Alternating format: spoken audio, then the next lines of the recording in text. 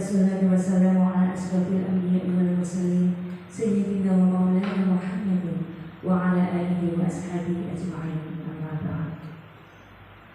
Ibu bapak yang kami hormati, pertama-tama marilah selalu kita panjatkan puja dan puji syukur kehadirat Allah Subhanahu wa taala karena atas limpahan rahmat taufik dan hidayahnya kita pada siang hari ini dapat berkumpul bersama dalam sosialisasi budaya positif, optimalisasi penerapan disiplin positif melalui keyakinan kelas yang akan disampaikan nanti oleh Bapak Mas Budi SPD MSI.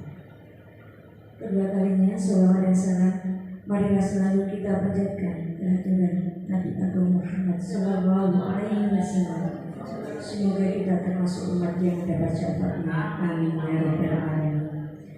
Ibu bapak yang kami hormati, untuk acara pada siang hari ini yang pertama adalah pembukaan, yang kedua yaitu langsung diseminasi atau sosialisasi budaya positif, dilanjut acara ketiga tanya jawab dan penutup.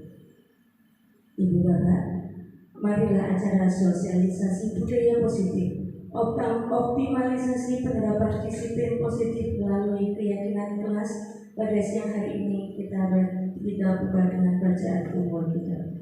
Alhamdulillah Nabi Baratul Fatihah. Alhamdulillah Bismillahirrahmanirrahim.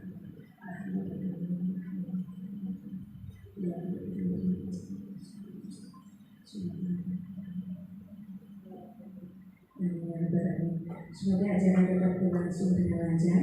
Amin.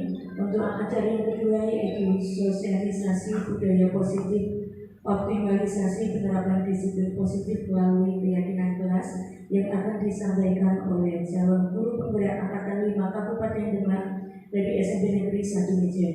Kepada Bapak Mas Budi SPD MSI kami persilakan.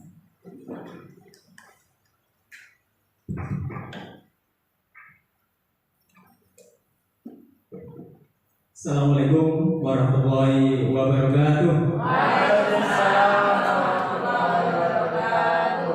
Semangat pagi. Semangat. Pagi. Ulang ya, walaupun kita tetap semangat pagi ya. Semangat pagi. Pagi. Tetap semangat luar biasa. Iya, terima kasih. Bapak Ibu, meskipun siang kali ini dalam suasana yang sangat terik, kita masih diberi kesempatan, kesehatan dan keselamatan sehingga kita bisa berkumpul di rumah ini untuk mengikuti diseminasi sosialisasi budaya positif sekolah yang saya angkat dengan tema optimalisasi penerapan disiplin positif melalui keyakinan kelas. Sebelumnya, mari kita ucapkan Alhamdulillah bersama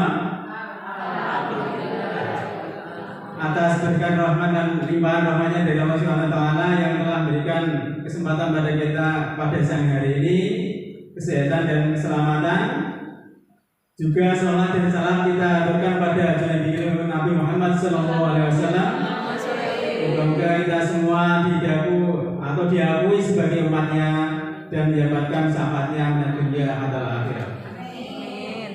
Bapak Ibu yang berbahagia, pada kesempatan kali ini kita akan mendiskusikan hasil yang telah saya sampaikan pada anak-anak tentang disiplin positif dengan penerapan keyakinan kelas yang telah kita praktekkan bersama.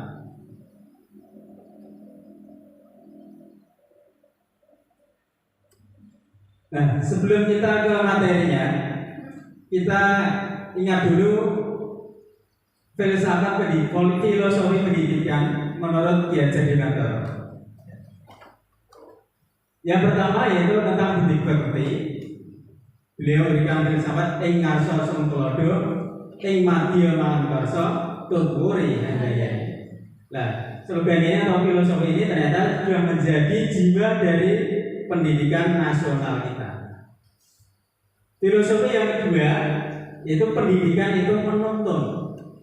Menuntun siapa? Menuntun murid. Artinya menuntun segala kekuatan kodrat yang ada pada anak agar mereka sebagai manusia dan anggota masyarakat dapat mencapai keselamatan dan kebahagiaan setinggi-tingginya di masyarakat. Itu tugas kita, menuntun. Filosofi yang kedua yaitu pendidikan mempertimbangkan kodrat alam dan kodrat zaman. Pada diri anak itu sebetulnya sudah ada kodratnya, kalau dalam Islam itu takdir, sudah tertulis di situ. Jadi kita tinggal melanjutkan, mengarahkan, memberikan jalan yang baik kemana mereka itu berjalan. Alam kita di Demak dengan di daerah yang lain beda. Kita di daerah Pantura, mungkin daerah lain berbeda dengan kita. Watak dan perilakunya, budaya juga berbeda. Kodrat zaman, mungkin dulu Bapak Ibu sekolah tidak ada internet ya, mencatat terus setiap hari ya. Sekarang sudah beda zamannya ya. Menggunakan internet, membelajar secara online dan sebagainya. Itu berarti kita harus menyelesaikan zaman dulu dan sekarang sudah baru berubah. Maka kita harus mengikuti perubahan ya zaman. Dan kita harus bisa istilah itu memfilter budaya-budaya asing yang terbawa oleh zaman pada anak didik kita. Bagaimana supaya anak-anak itu tidak terhanyut pada budaya asing yang mungkin tidak sesuai, tidak cocok dengan budaya kita. Nah, ini tugas dari kita semua. Yang kelima, bahwa pendidikan adalah tempat persemaian benih-benih budaya. Maksudnya di sini, di sekolah itu tidak hanya menuntut ilmu saja, tidak hanya menuntut pengetahuan saja, tetapi di sekolah itu juga akan dibentuk karakter atau watak. Nah, karakter atau watak ini merupakan budaya luhur bangsa yang dapat dikembangkan hanya bisa melalui sekolah. Kalau tidak sekolah, di mana lagi kita memulainya? Sudah pasti di sekolah. Nah, karakter yang kita inginkan sekarang ini kita mengarah pada karakter profil pelajar Pancasila. Nah, sekarang ada paradigma baru. Artinya sudut pandang kita harus mengalami perubahan. Contohnya begini ya. Dulu ada stimulus respon atau zaman dulu itu realitas kebutuhan kita itu sama. Maka kita punya teori kontrol atau kenyataan sekarang bahwa realitas kebutuhan kita itu berbeda. Itu sudut pandang yang pertama. Yang kedua, semua orang melihat hal yang sama. Maka teori kontrolnya, setiap orang memiliki gambaran yang berbeda. Sama-sama duduk, sama-sama diam, pikirannya beda-beda. Ya. Yang ketiga, kita mencoba mengubah orang agar berpandangan sama dengan kita. Bisa tidak? Ternyata tidak bisa. Kita berusaha memahami pandangan orang lain, justru kita yang memahami. Perilaku buruk dilihat sebagai suatu kesalahan. Jadi biasanya pada anak-anak berperilaku buruk, kita melihat anak itu pasti salah. Nah, pandangan itu kita luruskan. Ternyata semua perilaku itu memiliki tujuan. Mengapa anak itu berperilaku buruk? Jadi jangan langsung salah dihukum. Orang lain bisa mengontrol saya. Ya benar. Hanya Anda atau kita yang bisa mengontrol diri kita sendiri. Saya bisa mengontrol orang lain. Itu paradigma lama.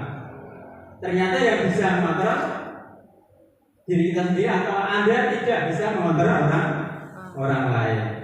Pemaksaan ada pada saat rujukan gagal. Disuruh apa-apa nggak mau, gagal. Yang betul adalah kolaborasi dan konsensus menciptakan pilihan-pilihan baru. Enaknya bagaimana? Kemudian pandangan yang terakhir, model berpikir kalau dulu kan saya menang, kamu yang kalah. Tapi sekarang tidak. Model berpikir kita menang bareng-bareng, menang dan menang, sama-sama menang, tidak ada yang dikecewakan. Berikutnya ini baru budaya positif. Dalam rangka menciptakan lingkungan positif di sekolah, salah satu strategi yang perlu kita tinjau kembali adalah penerapan disiplin sekolah. Tujuannya adalah menanamkan motivasi pada murid kita, yaitu untuk menjadi orang yang mereka inginkan dan menghargai diri sendiri dengan nilai-nilai yang mereka yakini atau yang mereka percaya. Nah, keyakinan ini ditumbuhkan dari dalam diri murid kita. Jadi bukan karena hal-hal yang lain, atau karena takut, atau karena hukuman, atau menghindari hukuman, atau karena mendapatkan hadiah. Upayakan apa yang dilakukan anak itu berasal dari diri mereka masing-masing, dari diri pribadinya, bukan atas kehendak orang lain. Nah, menurut Bapak Ki Hajar Dewantara menyatakan bahwa di mana ada kemerdekaan, disitulah harus ada disiplin yang kuat. Sungguh pun disiplin itu bersifat self-disiplin, yaitu kita sendiri yang mewajibkan. Kita dengan sekeras-kerasnya tetapi itu sama saja. Sebab jika kita tidak cakap melakukan self-disiplin, wajiblah penguasa lain yang mendisiplinkan diri kita. Dan peraturan demikian itulah harus ada di dalam suasana yang merdeka. Artinya begini, dalam menjalankan disiplin kita harus melakukannya secara sukarela. Itu maksudnya merdeka, tanpa ada tekanan atau paksaan dari pihak luar atau orang lain. Jadi kerelaan diri kita itu yang menyebabkan atau yang dibutuhkan kita bisa melakukan disiplin. Di sini yang namanya disiplin positif. Nah, disiplin positif itu menjalankan kebajikan yang bersifat universal atau bersifat umum. Menurut Ki Hajar Dewantara dan Diana Gerson mengartikan disiplin sebagai bentuk kontrol diri, yaitu belajar untuk kontrol diri agar dapat mencapai suatu tujuan mulia. Lebih lanjut, Diana Gerson mengembangkan bahwa dengan mengaitkan nilai-nilai kebajikan yang diyakini seorang, maka motivasi intrinsiknya akan terbangun, sehingga memberikan motivasi dari dalam dirinya sendiri. Nilai kebajikan universal yang ditanamkan pada sekolah atau kurikulum sekarang ini, yaitu kurikulum Merdeka, yaitu tentang penerapan profil pelajar Pancasila. Apa saja itu dimensinya? Yang pertama, beriman pertama kepada Tuhan Yang Maha Esa dan berakhlak mulia. Yang kedua, mandiri. Yang ketiga, bernalar kritis. Yang keempat, berkebinekaan global. Yang kelima, bergotong royong. Dan yang keenam adalah kreatif.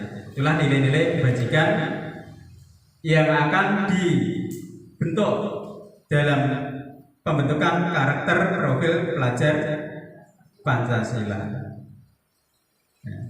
Tadi untuk menjalankan disiplin, setiap orang punya motivasi. Motivasi seseorang untuk melakukan sesuatu, untuk melakukan tindakan disiplin itu ada 3. Yang pertama adalah motivasi untuk menghindari ketidaknyamanan atau hukuman.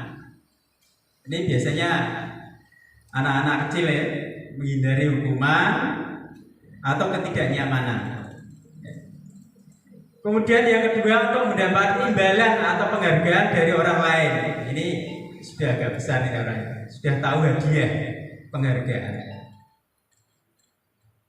Motivasi yang nomor 1 dan yang nomor 2 ini motivasi yang sifatnya eksternal, dipengaruhi oleh unsur dari luar tubuh kita, dari orang lain. Yang benar itu motivasi yang ketiga, yaitu untuk menjadi orang yang mereka inginkan dan menghargai diri sendiri dengan nilai-nilai yang mereka percaya. Jadi diri kita yang memotivasi, Saya masuk sekolah sebelum jam 7, berangkat sebelum jam 7, bukan karena menghindari hukuman atau akan mendapatkan hadiah, guru favorit dan sebagainya. Tapi kita menjalankan kewajiban semata-mata karena dari motivasi diri kita sendiri. Ya, jadi yang dari dalam diri kita sendiri ini dikenal dengan disiplin positif. Nah, sekarang apa bedanya hukuman, konsekuensi, dan restitusi? Dalam menjalankan peraturan ataupun keyakinan kelas atau sekolah, bila mana ada suatu pelanggaran, tentunya harus terjadi. Ya. Untuk itu kita perlu meninjau ulang tindakan penegakan peraturan itu. Nah, dalam menegakkan peraturan itu, dalam suatu pelanggaran pada umumnya berbentuk hukuman atau konsekuensi. Penerapan program disiplin positif dalam menegakkan keyakinan kelas dikenal dengan istilah restitusi. Jadi bedanya itu kalau hukuman dan konsekuensi itu sesuatu yang istilahnya spontan dan bersifat satu arah. Kalau restitusi di sini adalah menegakkan keyakinan kelasnya. Jadi motivasi diri dari anak itu yang telah melakukan pelanggaran atau melanggar disiplin, dengan keyakinannya dia akan memperbaiki diri. Menurut para ahli, restitusi itu menurut dosen adalah proses penciptaan kondisi bagi murid untuk memperbaiki kesalahan mereka sehingga mereka bisa kembali pada kelompok mereka dengan karakter yang lebih kuat. Sedangkan restitusi menurut Kelsom Gosen merupakan proses kolaboratif yang mengajarkan murid untuk mencari solusi untuk masalah mereka dan bantu murid berpikir tentang orang seperti apa yang mereka inginkan dan bagaimana mereka harus memperlakukan orang lain. Ini disiplin yang sudah bermakna positif terbagi menjadi dua bagian, yaitu konsekuensi dan restitusi. Sedangkan kalau hukuman berarti disiplinnya tidak positif atau kita menjalankan sesuatu yang dengan identitas gagal. Ini contohnya begini, sesuatu yang menyakitkan harus terjadi, itu hukuman. Kalau konsekuensi sesuatu harus terjadi. Restitusi merupakan pilihan. Pilihannya apa? Hukuman itu tidak nyaman untuk murid atau anak untuk jangka waktu panjang karena menimbulkan dendam. Kalau konsekuensi tidak nyaman untuk murid untuk jangka yang pendek. Sedangkan restitusi itu menguatkan murid atau anak dalam jangka waktu yang panjang. Ini contohnya. Ini contoh-contoh yang lainnya. Untuk hukuman, sistem tidak akan berjalan bila murid tidak takut. Jadi dengan hukuman itu anak diharapkan takut. Tapi restitusi lain, memerlukan monitoring dan supervisi terus-menerus dari guru. Kita lihat perkembangannya. Sedangkan restitusi murid belajar bertanggung jawab untuk perilakunya. Hukum berlaku hanya pada sebuah institusi, tidak berlaku pada kehidupan nyata. Sedangkan konsekuensi membantu penerapan mengikuti peraturan dalam masyarakat. Sedangkan restitusi fokus pada pemecahan masalah dalam jangka waktu yang panjang. Jadi masih ada contoh-contoh yang lain ya, tentang perbedaan antara hukuman, konsekuensi, dan restitusi.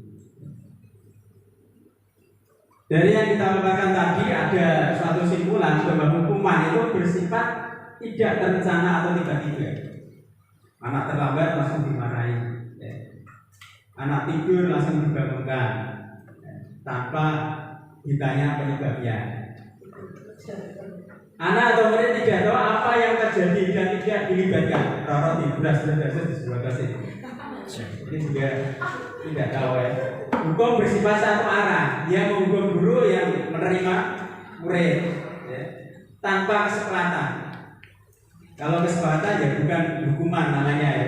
Bisa apakah kamu mau saya pukul? Kan nggak mungkin ya. Tidak. Hukum diberikan bisa berupa fisik, berupa kalimat maupun perbuatan maupun kata-kata. Jadi hukuman itu tidak hanya fisik saja, tapi juga dalam bentuk kata-kata atau kalimat atau bersifat verbal. Nah, sedangkan konsekuensi bagaimana? Kalau konsekuensi itu sudah terencana.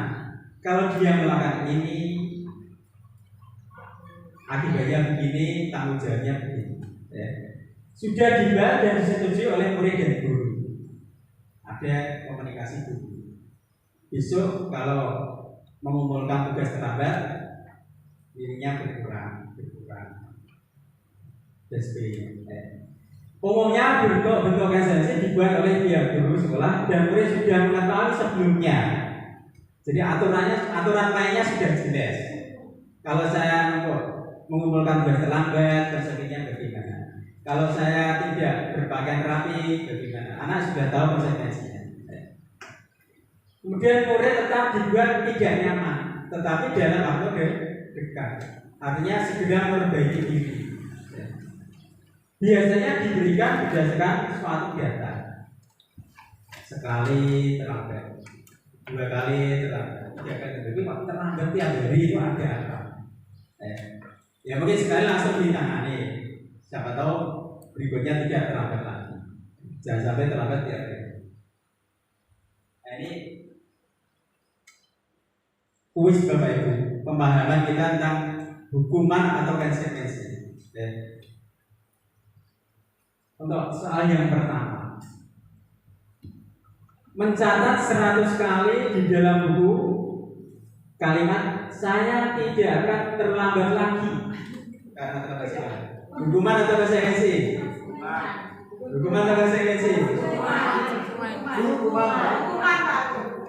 Tadi hukuman itu fisik, perbuatan atau verbal? Kita lihat jawabannya.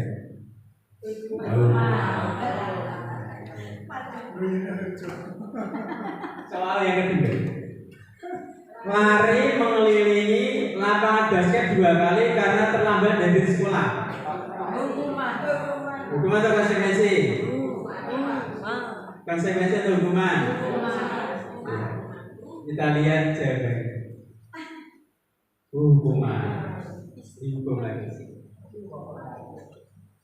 Yang ketiga, membersihkan coretan yang dibuatnya di meja tulis. Konsekuensi mulai membersihkan. Yang keempat, murid diminta untuk push up 15 kali karena tidak menggunakan masker. Hukuman. 5. Menggantikan kertas tugas teman yang telah dicoret-coret.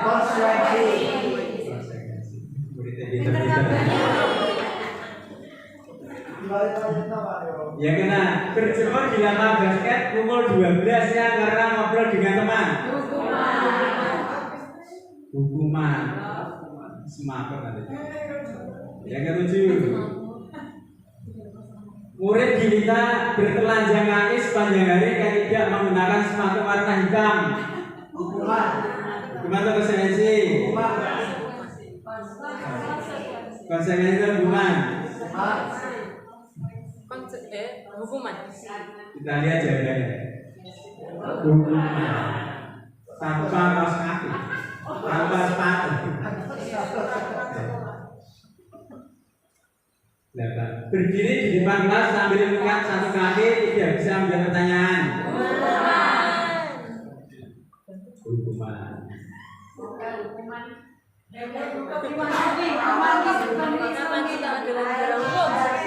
Membersihkan tumpahan air di meja tulis karena tersinggol pada saat belajar. Konsekuensi. Hukuman dasar ini Pak. Kita terlambat.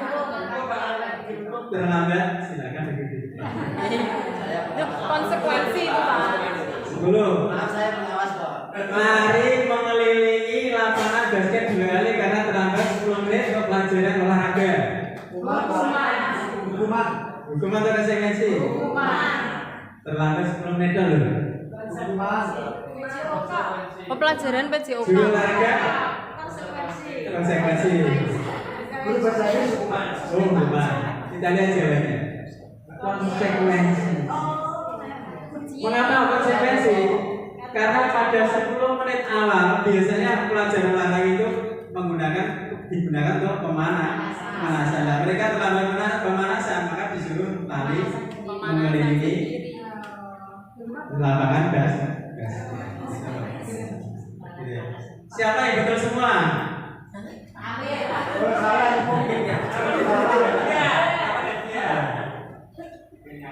Nah, mayoritas sudah memahami Bapak Ibu ya antara hukuman dan konsekuensi. Baik, kita lanjutkan. Dihukum oleh penghargaan. Ternyata penghargaan yang kita berikan itu menghukum Bapak Ibu. Makanya pada kurikulum Merdeka itu tidak ada peringkat, tidak dimunculkan peringkat. Ini salah satunya adalah ini, menghindari ini. Karena penghargaan itu menghukum. Penghargaan tidak efektif. Mengapa tidak efektif? Ya, karena dibuat dengan persyaratan. Syaratnya macam-macam. Ya. Hanya jika Anda melakukan ini, maka Anda akan mendapatkan penghargaan yang diinginkan. Itu penghargaan. Tidak ada syarat-syarat. Ada kriterianya. Ya. Kemudian penghargaan merusak hubungan. Ini terutama antara yang menerima dan yang tidak menerima. Jadi saya itu ranking 1 dijadikan ranking 2. Nah, itu yang ranking 1 kan dapat dari hadiah. Yang paling sakit itu ranking 2. Merusak hubungan. Gitu. Penghargaan menghukum. Menghukum siapa yang tidak mendapat penghargaan. Gitu. Penghargaan mengurangi ketepatan karena mereka hanya istilahnya memburu tadi penghargaan ketepatannya. Kalau tidak ada penghargaan hilangkan, mereka kurang tepat. Penghargaan menurunkan kualitas. Jadi kalau penghargaan dihilangkan, kualitasnya menurun. Penghargaan mematikan kreativitas. Tidak ada penghargaan, tidak ada kreativitas. Akhirnya seperti itu. Maka dihukum oleh penghargaan. Nah, sekarang restitusi itu yang bagaimana? Itu sebuah cara menanamkan sisi positif pada murid, dengan cara menciptakan kondisi bagi murid untuk memperbaiki kesalahan, sehingga mereka bisa kembali pada kelompok mereka dengan karakter yang lebih kuat. Ini menurut dosen ya. Menurut dosen, restitusi itu proses kolaboratif yang mengajarkan murid untuk mencari solusi untuk masalah dan membantu murid berpikir tentang orang seperti apa yang mereka inginkan dan bagaimana mereka harus memperlakukan orang lain.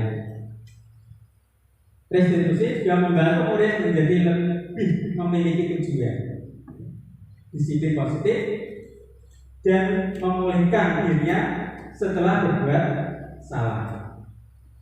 Penekanannya bukanlah pada bagaimana perilaku untuk menyenangkan orang lain atau menghindari ketidaknyamanan, namun tujuan dari restitusi adalah menjadi orang yang menghargai dirinya sendiri dengan nilai-nilai kebajikan yang mereka percaya. Itu restitusi. Cirinya apa? 1. Restitusi itu bukan untuk menebus kesalahan, tapi untuk belajar dari kesalahan. Yang kedua, memperbaiki hubungan antara yang tadi si A dan B yang kalau menghukum dan terhukum itu. Yang ketiga, tawaran bukan paksaan. Yang keempat, menuntun untuk melihat ke dalam dirinya.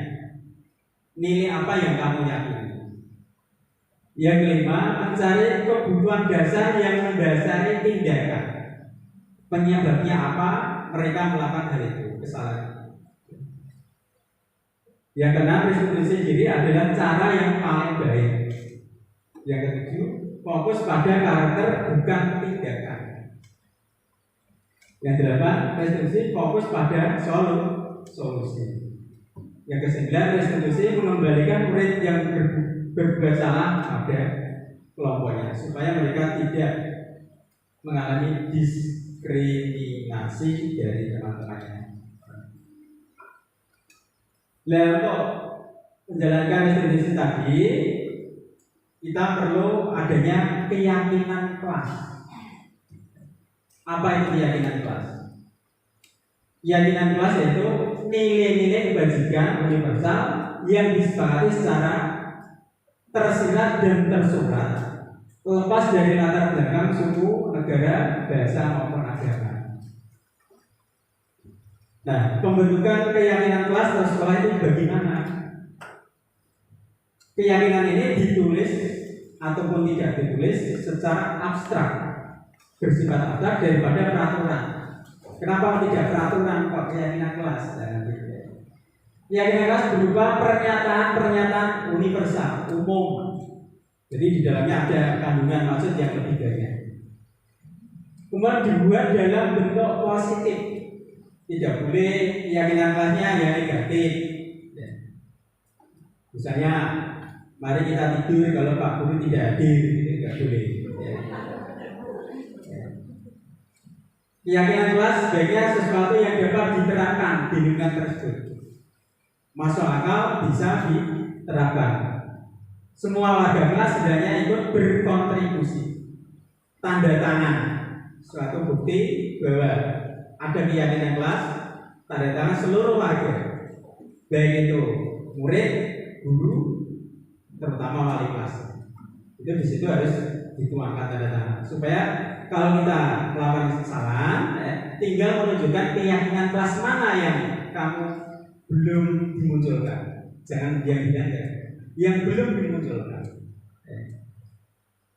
Kemudian keyakinan kelas juga bisa ditinjau kembali dari waktu ke waktu. Mungkin ada yang belum relevan. Mengapa tidak peraturan saja, mengapa harus keyakinan kelas? Bedanya apa? Peraturan dan keyakinan. Kalau peraturan itu tertulis, bisa bilang. Kalau keyakinan itu tidak tertulis, tersirat, tapi diyakini di dalam diri kita. Contohnya, mengapa kita memiliki peraturan yang menggunakan helm bila mengendarai kendaraan roda dua? Ini peraturan. Tapi kalau orang yakin, saya pakai helm itu bukan karena nanti ditilang Pak Polisi, supaya menjaga keselamatan. Mengapa kita memiliki peraturan 5M menggunakan masker, mencuci tangan dan menjaga jarak 1,5 meter? Itu peraturan.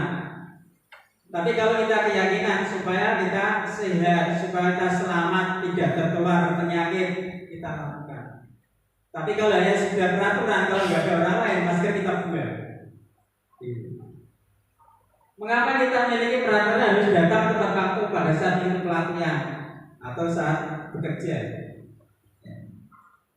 Ya mungkin kalau yang punya keyakinan bekerja itu ibadah, bekerja untuk mencari nafkah, itu keyakinan.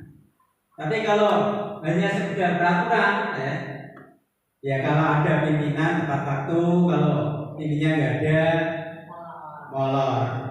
Dan sebagainya.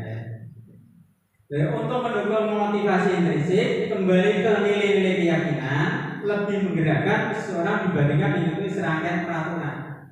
Jadi keyakinan itu lebih memotivasi intrinsik daripada hanya sekedar peraturan. Nah, ini kuis lagi. Ini keyakinan kelasnya apa?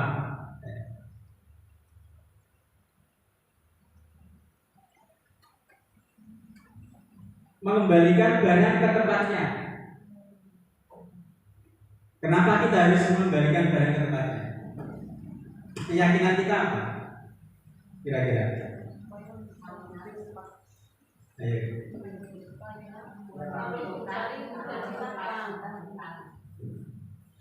Jawabnya apa ya?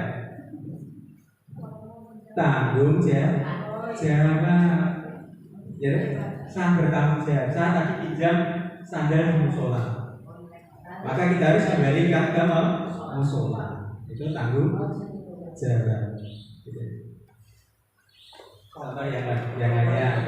Peraturannya begini. Hadir setelah 15 menit sebelum pelajaran dimulai. Disiplin, itu menghormati orang lain,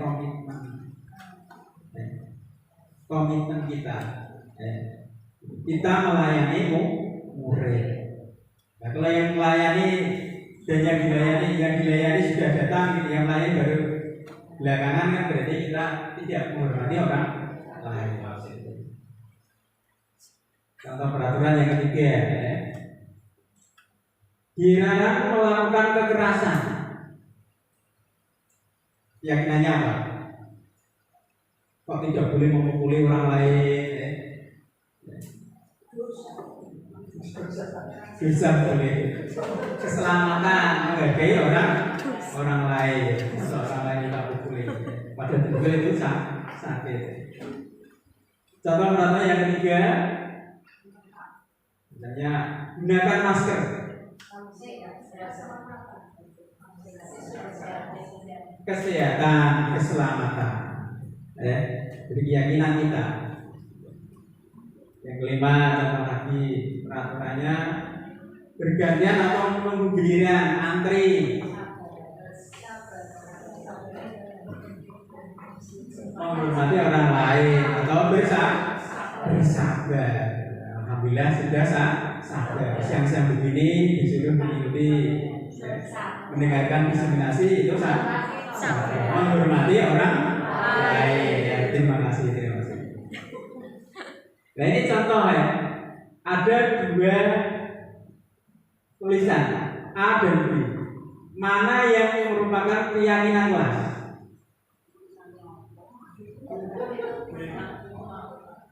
Kalau yang satu ini datang tepat waktu, mengucapkan salam, menjaga kebersihan sekolah, berdoa, aktif dalam pembelajaran tertib. Sedangkan yang B, yang pertama, kami guru dan murid yang saling menyayangi. Jadi kami murid yang semangat belajar. C, kami murid yang peduli dengan teman-teman. Mana? Siapa yang milih A? Ya deh. Yang milih B? Mengapa B? Karena yakin. Oh enggak. Ini ya, misalnya saling menyayangi. Itu kan tersirat, abstrak. Ya. Kalau saling menyayangi berarti nanti perilakunya apa? Ya, tidak berkelahi, tidak mencemooh dan sebagainya. Jadi masih ada unsur-unsur yang lain yang bisa dipelajari di dalamnya. Ya. Semangat belajar, mengumpulkan tugas tepat waktu, pas pelajaran tidak ngantuk, ya. Diterangkan tidak tidur, gitu, ya. Dan sebagainya. Jadi kalau itu sudah mungkin ya. Nah, ini contoh keyakinan kelas juga. Kemarin kita buat keyakinan kelas. Langkah pertama, ini anak-anak saya suruh menulis, ya, keinginannya apa, keyakinannya apa, ya.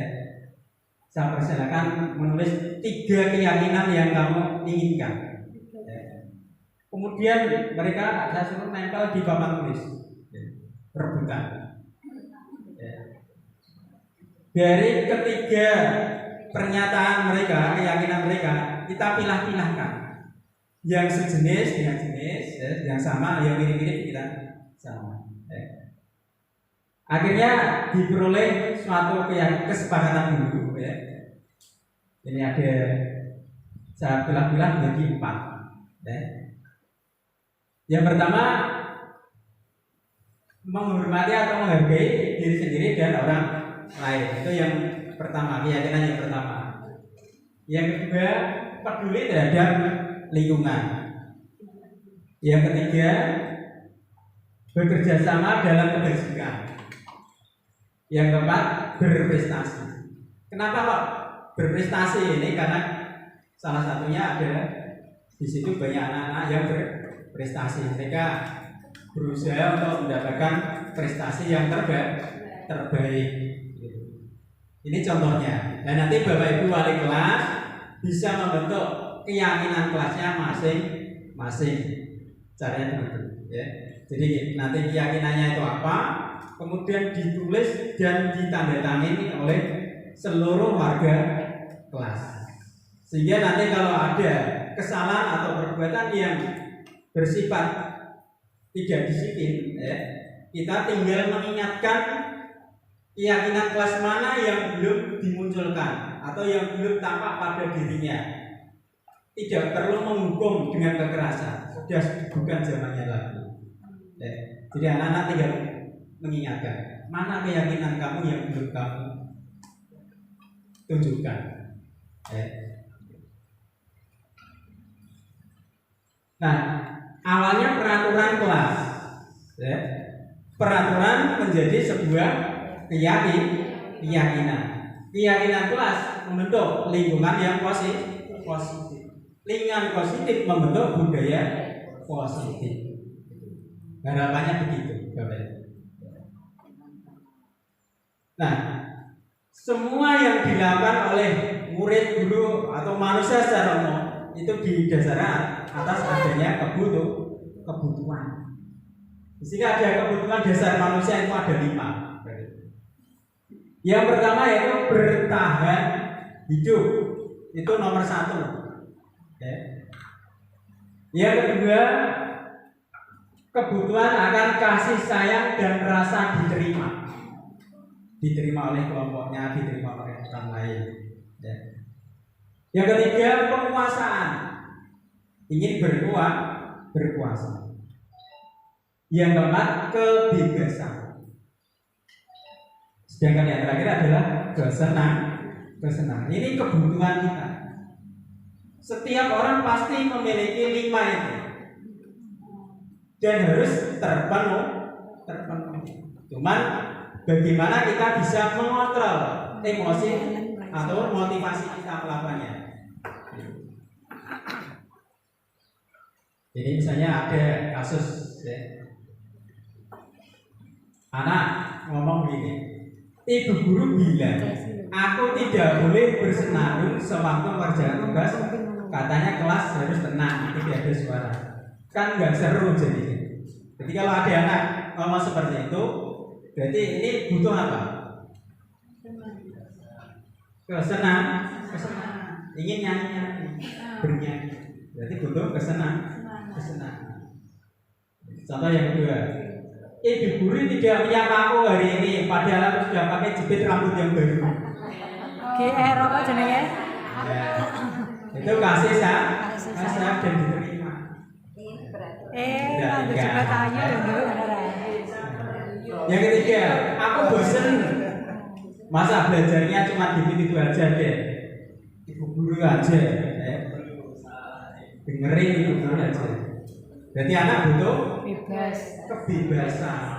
Jadi mungkin gaya belajar kita yang terlalu monoton, anak minta yang lainnya, ya. Mungkin diajak keluar kelas atau ke taman, ya. Atau ke lokasi-lokasi sesuai dengan materinya, ya. Ini contoh yang keempat. Aku sebel gambarku tidak rapi, malah guru nunjukin ke teman-teman di depan kelas, ya. Itu penguasaan. Sebenarnya dia itu malu, Bapak Ibu, nggak boleh, ya. Kita tunjukkan dulu gambarnya Bali. Itu nggak boleh. Gambarnya jelek sekali. Ya. Mereka butuh penguasaan. Kita hargai jerih payah mereka. Ya. Yang namanya menggambar itu, terutama anak perempuan itu banyak yang tidak suka. Ya. Maka kita harus menghargai, ya. Apapun hasilnya. Aku merasa bangga dan keren. Nah, itu berarti mereka butuh penguasaan. Itulah contoh-contoh kasus untuk pemenuhan kebutuhan dasar manusia. Nah, sebagai guru dalam menangani kasus, kita harus menempatkan diri. Ini ada 5 posisi yang sebagai kontrol guru dalam menangani kasus. Yang pertama, penghukum. Yang kedua, membuat rasa bersalah. Yang ketiga, sebagai teman. Yang keempat, pemantau. Yang kelima, manajer. Penghukum itu yang bagaimana? Penghukum itu seorang penghukum bisa menggunakan hukuman fisik maupun verbal tadi. Orang-orang yang menjalankan posisi penghukum senantiasa mengantar bahwa sekolah merupakan sistem atau alat yang dapat lebih menekan murid-murid lebih dalam lagi. Jadi ada alat untuk menekan murid. Guru yang menerapkan posisi penghukum akan biasanya berkata begini: patuhi aturan atau awas. Itu berarti menghukum. Awas kalau besok terlambat lagi. Kamu tidak boleh masuk. Awas kalau tidak mengumpulkan tugas. Nanti nilai tidak akan keluar. Dan sebagainya. Kamu selalu saja salah. Itu juga menghukum. Ya mungkin pas waktu dia mengumpul tugas atau menjawab pertanyaan salah atau melakukan kegiatan salah. Tapi kita nggak boleh. Kamu selalu itu berarti tidak pernah benar ya. Selalu, pasti selalu yang terakhir selesai. Yang lainnya sudah pada pulang masih tidur. Itu berarti termasuk dalam kategori penghukum. Nah, penghukum itu guru seperti ini senantiasa percaya hanya ada satu cara agar pembelajar bisa belajar ya dengan caranya dia. Caranya orang lain nggak bisa diterima. Kelasku, aku yang berkuasa. Itu penghukum. Orang lain nggak boleh ikut campur. Ini berbahaya. Yang kedua, membuat merasa bersalah. Murid dijadikan merasa bersalah. Pada posisi ini biasanya gunakan bersuara lebih lembut. Pemberian bersalah akan menggunakan keheningan yang membuat orang lain merasa tidak nyaman. Hening tapi tidak nyaman. Misalnya, ibu sangat kecewa sekali dengan kamu. Dengan bicara lembut dan didekatkan biasanya. Ibu sangat kecewa dengan kamu. Atau berapa kali Bapak? Nah, anak itu merasa bersalah. Berapa kali? Berarti berulang kali. Gimana coba kalau orang tamu tahu kamu berbuat begini? Itu berarti anak kan bersalah. Takut dengan orang tua. Di posisi ini murid akan memiliki penilaian diri yang buruk tentang diri mereka. Berarti saya itu jelek, saya itu salah. Murid merasa tidak berharga dan telah mengecewakan orang-orang yang disayanginya. Ini untuk merasa bersalah. Yang ketiga, posisi teman. Guru pada posisi ini tidak akan menyakiti murid, namun tetap berupaya mengambil kontrol melalui pendekatan yang persuasif.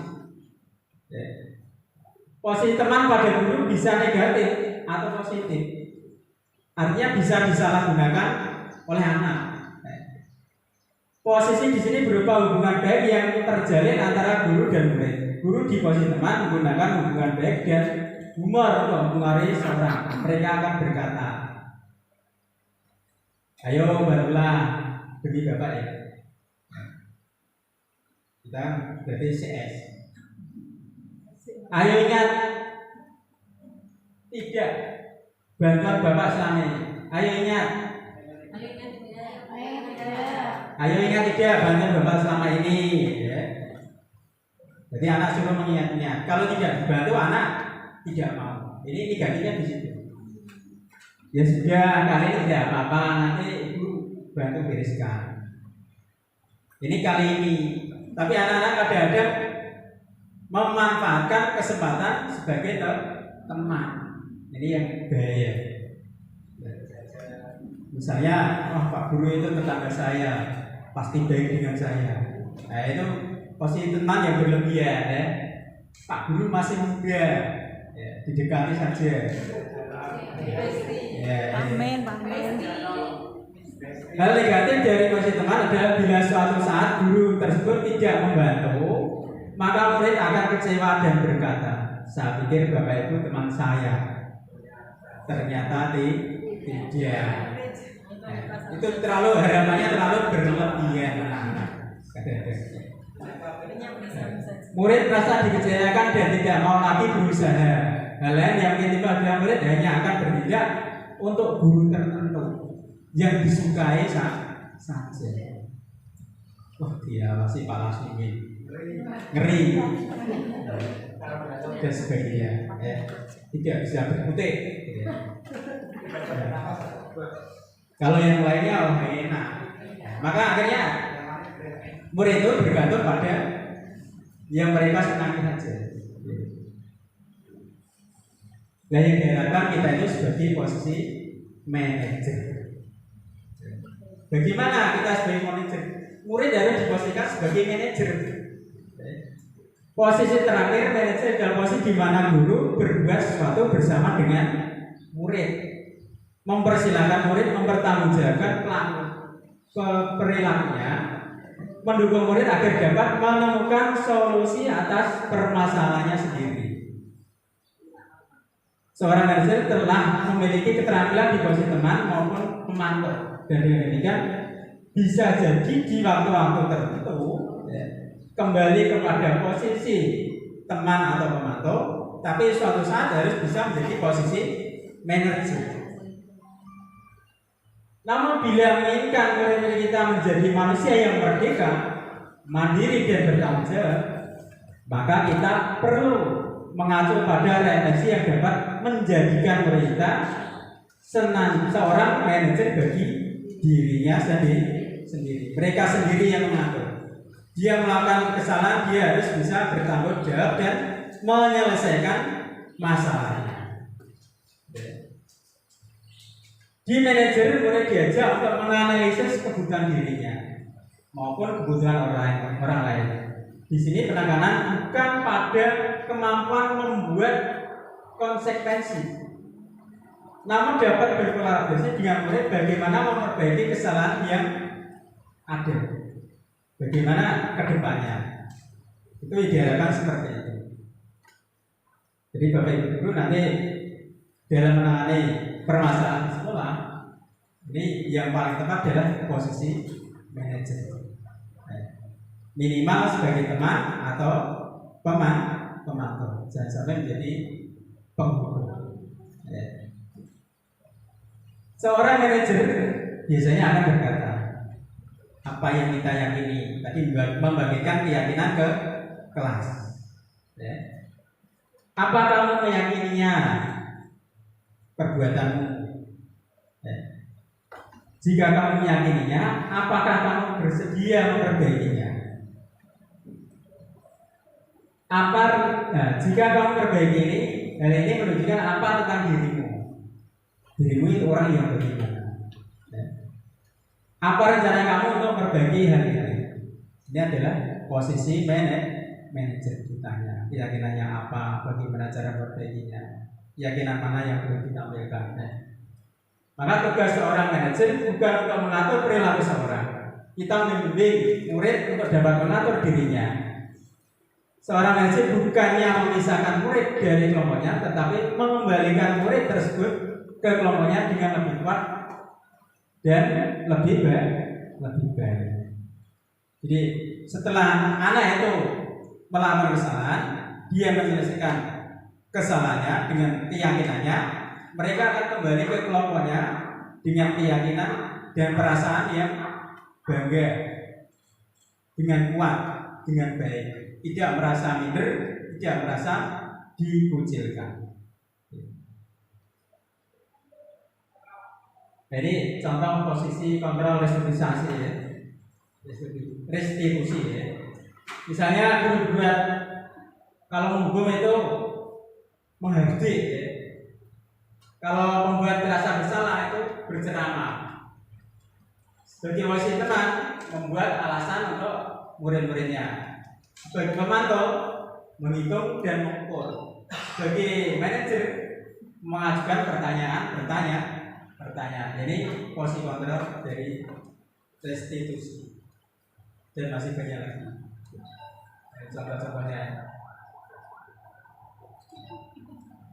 Nah, dalam menangani permasalahan ini kita ada tahapnya yang dikenal dengan menggunakan segitiga restitusi. Segitiga restitusi itu ada 3 sisi ya. Yang pertama itu menstabilkan identitas. Yang kedua validasi tindakan yang salah. Yang ketiga menanyakan keyakinan. Ini untuk menangani sebuah kasus menggunakan segitiga restitusi. Nah, pada tahap menstabilkan identitas, maka tindakan kita apa? Kita semua akan melakukan hal terbaik yang bisa kita lakukan. Semua orang bisa mengalami kesalahan. Semua orang bisa terlambat. Tetapi mengapa terlambatnya? Yang kedua validasi tindakan. Semua perilaku memiliki alasan. Alasannya apa? Baru yang ketiga menanyakan keyakinan. Kita semua memiliki motivasi internal. Keyakinan apa yang belum kita pakai. Dan dalam menangani kasus ini kita boleh urut 1, 2, 3 atau dibolak-balik. Ya. Jadi segitiga restitusi itu bisa dibolak-balik. Dalam menstabilkan identitas, ya, bagian dasar dari segitiga berusaha untuk mengubah identitas anak dari orang yang gagal karena melakukan kesalahan menjadi orang yang sukses. Kalau kita ingin ia menjadi efektif, maka kita harus meyakinkan si anak dengan cara mengatakan kalimat-kalimat seperti ini. Berbuat salah itu tidak apa-apa, tapi jangan terus-terusan. Tidak ada manusia yang sempurna. Saya juga pernah melakukan kesalahan seperti itu. Kita bisa menyelesaikan ini. Bapak Ibu tidak tertarik mencari siapa yang salah, tapi Bapak Ibu ingin mencari solusi dari permasalahan. Kamu berhak merasa gitu. Apakah kamu sedang menjadi teman yang baik buat diri sendiri? Ya, kalau tidak diri sendiri, siapa lagi teman baik? Kemudian sisi yang kedua yaitu validasi tindakan yang salah. Ini kalimatnya, padahal kamu bisa melakukan yang lebih buruk dari ini. Jadi bukan yang lebih baik, lebih buruk. Tapi kamu juga bisa mengerjakan yang lebih baik. Kamu pasti punya alasan mengapa melakukan itu. Itu validasi. Kenapa dilakukan? Kamu patut bangga pada dirimu sendiri karena kamu telah melindungi sesuatu yang penting buat kamu. Kehormatan misalnya ya. Dan sebagainya. Kamu boleh mempertahankan sikap itu, tapi kamu harus menambahkan sikap yang baru. Mungkin sikap yang baru itu belum tampak atau belum muncul. Perlu dibangkitkan, perlu dimotivasi. Sisi yang ketiga, menanyakan keyakinan. Ketika identitas sukses telah tercapai langkah 1 dan langkah 2, maka anak akan siap untuk dihubungkan dengan nilai-nilai yang dia percaya dan berpindah menjadi orang yang dia inginkan. Jadi langkah yang ketiga. Pertanyaannya biasa seperti ini. Apa yang kita percaya sebagai kelas atau keluarga? Keyakinan kita apa? Apa nilai-nilai umum yang telah kita sepakati? Kita tunjukkan. Apa bayangan kita tentang kelas yang ideal? Seharusnya bagaimana? Seharusnya kamu itu bagaimana? Mungkin kamu mau jadi orang yang seperti apa? Ini yang menanyakan keyakinan. Apakah kamu ingin jadi orang yang sukses, bertanggung jawab dan bisa dipercaya? Pasti anak jawabannya iya. Ya. Tapi mereka tidak tahu bagaimana caranya menjadi orang seperti itu. Maka guru dapat membantu dengan bertanya seperti apa jika mereka menjadi orang seperti itu. Ya, dibalik. Ketika anak sudah mendapatkan gambaran yang jelas tentang orang seperti apa yang mereka inginkan, guru dapat membantu menuntun anak tetap fokus pada gambaran tersebut. Inginnya seperti apa? Kita yang menuntun.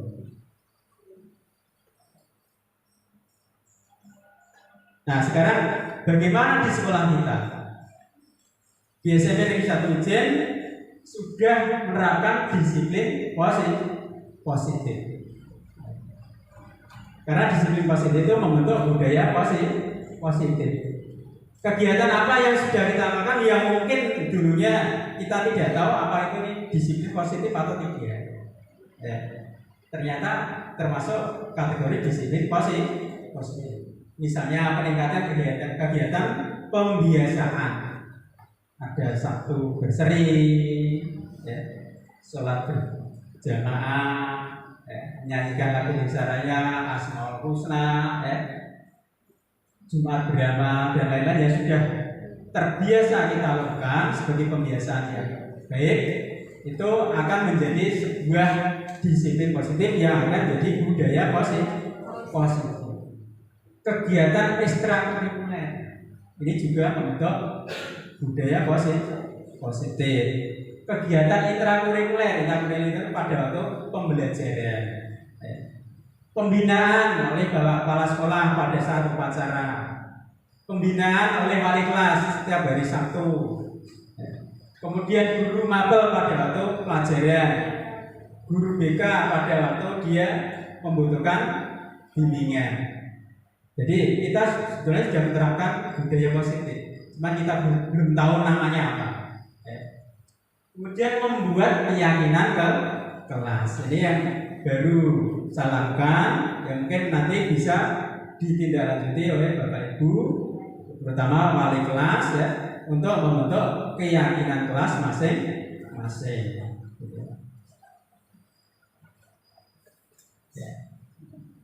Refleksi ya. Dengan keyakinan kelas, perilaku menjadi lebih baik. Mereka lebih terbuka, lebih bertanggung jawab terhadap perilakunya dan dapat menyelesaikan permasalahan secara mandiri dengan keyakinannya. Harapannya apa? Harapan kita bersama SMP Negeri 1 Ijen memiliki keyakinan kelas dan keyakinan sekolah dan berbudaya positif sehingga mereka dapat belajar dalam suasana yang aman, nyaman, serta penuh prestasi. Sekolah menjadi rumah kedua bagi murid. Itu harapan kita. Itu yang dapat saya sampaikan Bapak Ibu. Mungkin ada pertanyaan, monggo. Silakan. Silakan Bapak Ibu yang mungkin perlu penjelasan atau pertanyaan terkait dengan budaya positif sekolah atau disiplin positif atau penerapan posisi kontrol guru dalam menangani permasalahan.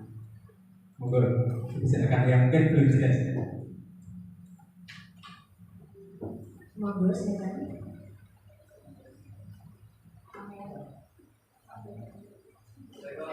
Bu Amrin mau bertanya, monggo silakan.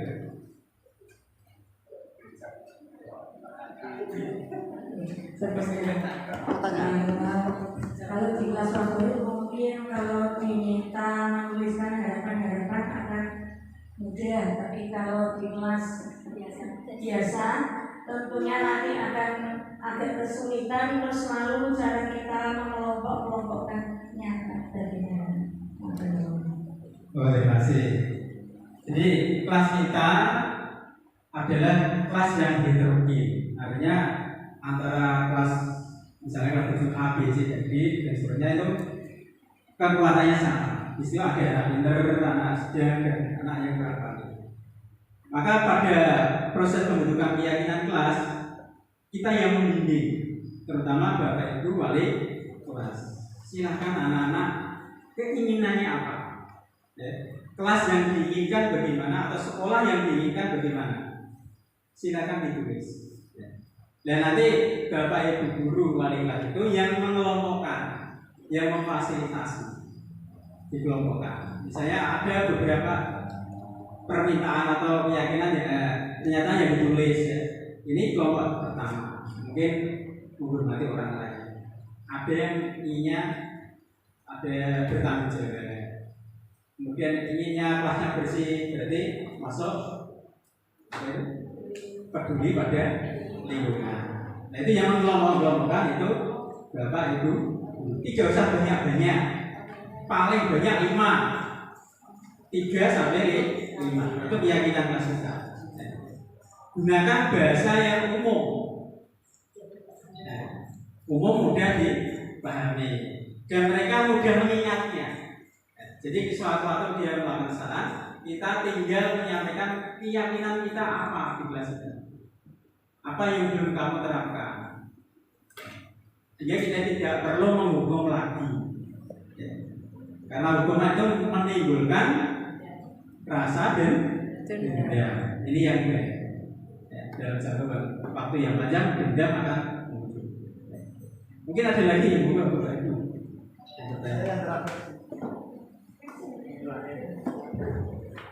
Terima kasih. Assalamualaikum warahmatullahi wabarakatuh. Waalaikumsalam. Dari apa yang tadi disampaikan Pak Mas Rudy, ada beberapa disiplin ya. Tadi pada intinya disiplin itu ada yang melalui diri sendiri, tidak ada paksaan. Selama ini kita sebagai guru rasanya melaksanakan yang disiplin tanpa paksaan itu sulit, Pak. Contohnya saya sendiri, Pak. Mungkin apabila tidak ada video, saya biasanya datang jam 7 mungkin lebih sedikit. Nah, setelah ada video, hampir semua guru disiplin. Ini dari kita itu. Mungkin dari anak-anak pun hampir sama. Apabila anak-anak itu tidak kita disiplinkan, mereka selalu contoh kecil berpakaian seragam selalu dikeluarkan. Tapi apabila kita semua mampu bergotong royong untuk mengingatkan, baru mereka itu menyadari bahwa sekolah itu memang ada aturannya, dan mungkin itu sedikit paksaan ya Pak, karena mereka akan disiplin apabila ketemu gurunya. Tapi kalau tidak ketemu sudah kembali ke kebebasan tadi. Mungkin ada masukan dari Pak Mas Rudy untuk langkah yang paling sederhana untuk mendisiplinkan tanpa paksaan tersebut. Terima kasih. Assalamualaikum warahmatullahi wabarakatuh. Ya, salam warahmatullahi wabarakatuh. Pertanyaan yang bagus sekali, Pak Amir ya. Bagaimana supaya anak-anak itu disiplin secara dari diri sendiri, bukan karena paksaan, bukan karena takut dihukum, bukan karena dia bisa muncul dari motivasi intrinsik dari dalam dirinya. Ini awalnya memang kita menerapkan disiplin positif, itu berat dan mungkin menimbulkan permasalahan baru, ya. Bisa bersegang dengan anak. Tapi yang langkah sederhana yang bisa kita terapkan yaitu dengan memberikan keteladanan. Ya. Keteladanan kita, ya, itu sangat dibutuhkan kepada anak-anak untuk mewujudkan motivasi intrinsiknya. Misalnya kehadiran kita di kelas itu paling nyata ya. Kalau kita ada di kelas biar sudah masuk, anak pasti sudah selesai. Tapi kalau kita masuknya telat, anak-anak nunggunya di luar biasanya. Ya. Nah ini kurang bagus. Ya. Kita berpakaian rapi, anak-anak akan mengikuti berpakaian rapi. Bagaimana kita bisa mengingatkan pada anak yang tidak berpakaian rapi sementara kita tidak bisa rapi. Nah, jadi kita perlu keteladanan. Nah, dengan keteladanan yang baik ini, kita akan bisa memotivasi anak. bagaimana anak bisa berpakaian, bisa masuk kelas dengan tepat, mengikuti pelajaran dengan baik, itu semuanya dengan suri teladan dari kita. Ibaratnya guru kencing berdiri, anak kencing berlari. Makanya kita harus membuat teladan-teladan yang baik pada murid, supaya murid itu bisa melakukan disiplin positif tanpa adanya paksaan atau tanpa adanya hukuman, bisa mengikuti dengan secara sukarela dengan keikhlasan hatinya dari dalam diri mereka masing-masing. Begitu Pak Meri. Mungkin ada dari Bapak Ibu guru yang lainnya.